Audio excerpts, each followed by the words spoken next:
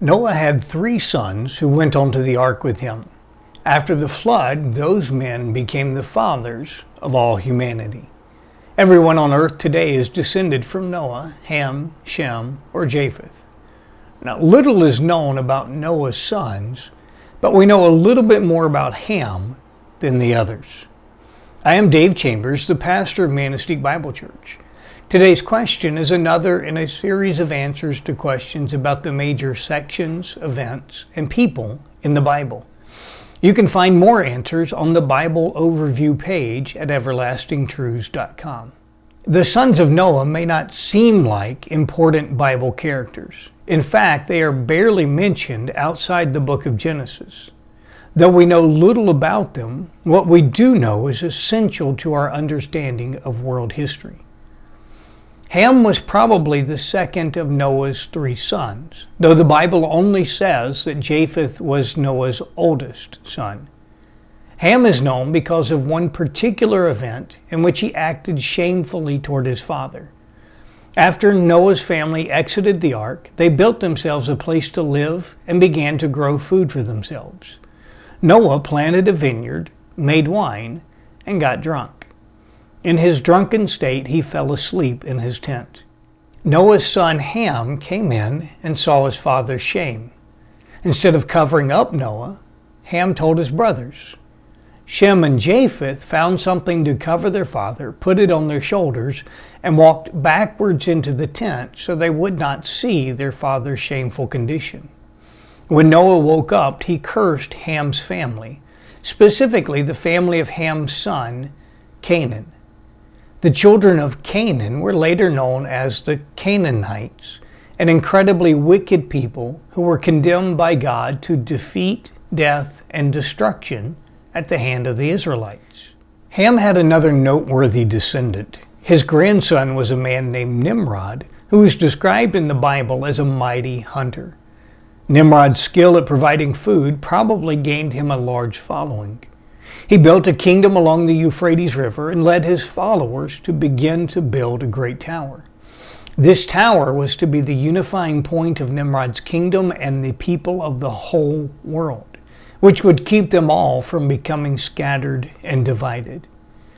The plan to build a kingdom and a tower to keep all the people of the earth together was in direct defiance of the command of God.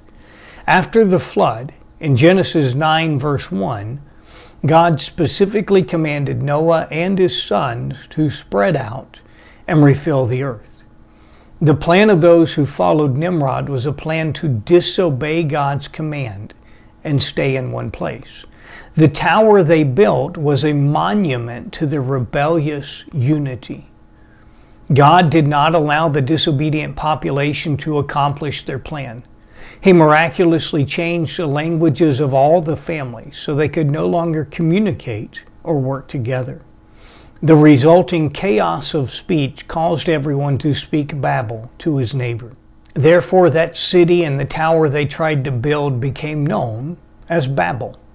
After confusing the language, God scattered the people across the world. Men spread out and began to fill every portion of the globe just as God had commanded. Nimrod left his failed kingdom of Babel, traveled to the Tigris River, and formed a new kingdom. Nimrod's second kingdom later became known as the kingdom of Assyria. These descendants of Ham's, Nimrod and Canaan, were the fathers of specific people groups. Genesis 10 tells how all the sons of Ham, Shem, and Japheth became the fathers of the nations and ethnicities of mankind.